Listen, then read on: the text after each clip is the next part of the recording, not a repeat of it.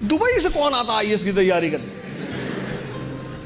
Dubai तो don लोगों के लिए फेमस है। आईएएस की तैयारी, मैंने पूछा कि कहां थे पहले? बोले मैं दुबई में था। दुबई में आईएएस बनना है? खैर तैयारी शुरू हुई। एक ही अटेम्प्ट था इनके पास, बाई एज एक ही अटेम्प्ट था। अब जिस आदमी ने पिछले 10 साल जॉब की हो, कभी पढ़ाई से नाता ना रहा हो, लेकिन उस आदमी ने फिर भी मेरे ख्याल से 1-2 नंबर का मुद्दा रहा होगा, 1-2 नंबर से इनका प्रीलिम्स रुक गया। कितनी मेहनत की होगी, 10 साल बाद अपनी धारा को चेंज किया। ये छोटी बात नहीं है सर। 10 साल जॉब करना, 10 साल नौकरी करना, नौकरी करने के बाद आके पढ़ना। पढ़ना मतलब तपस्या। आपको बैठना है और दिमाग बैठने ही नहीं देगा। प्री नहीं निकला, 1-2 नंबर से रुक गया। फिर हमारी इनकी मुलाकात हुई। मैंने कहा अब दुबई? बोले अब दुबई नहीं जाएंगे सर, अब आईएएस बनाएंगे। हमने कोई बहुत जबरदस्त जिद लग रही है आईएएस के लेकर। तो हमने कहा बनाओगे तो हमें भी ऐसे ही आदमी की तलाश।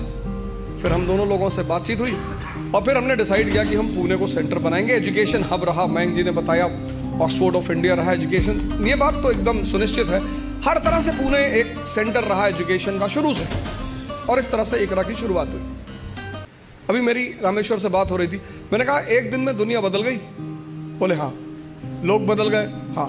मैंने कैसा लगता रहा होगा जब तुम पहली बार आए होगे आईएएस की प्रिपरेशन करने?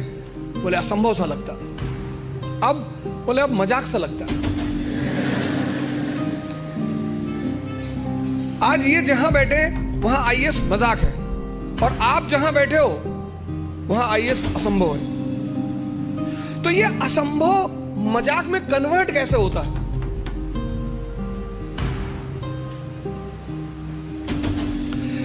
एक लड़के ने, उसकी गर्लफ्रेंड की शादी हो रही थी। अरे हो जाती है यार शादी, इसमें इतना। तो उस लड़के ने अपनी गर्लफ्रेंड से कहा कि कुछ निशानी दे दो जिसको मैं जिंदगी भर अपने पास रखूं। तो उस लड़की ने अपनी एक जूती निकाली,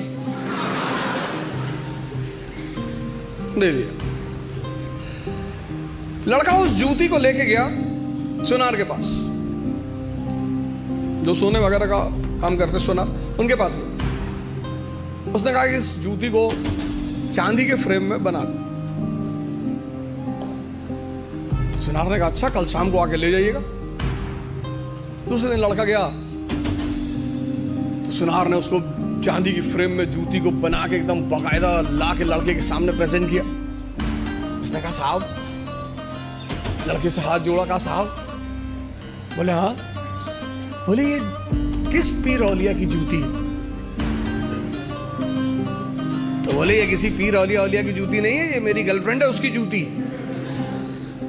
सुनार ने जूता निकाल के 3-4 जूता मारा। तो बदतमीज कहीं गए। लड़के ने क्या हुआ? कहा कल से मेरा पूरा खानदान इसको 20-20 बार चूमने जा रहा है कि किसी औलिया की जूती, औलिया की जूती, औलिया की जूती।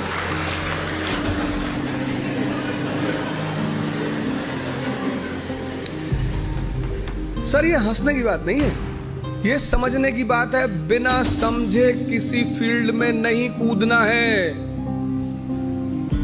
यहीं से तो शुरुआत है सेमिनार की, कि तुम जहां बैठे हो वहां आईएएस असंभव है, और रामेश्वर जहां बैठा है वहां आईएएस मजाक है। तो ये असंभव मजाक में कैसे बदले, कैसे तुम यहां आकर बैठो? उसका पहला सूत्र यही है कि जिस फील्ड में भी कूदना चाहते हो पहले उसको समझो।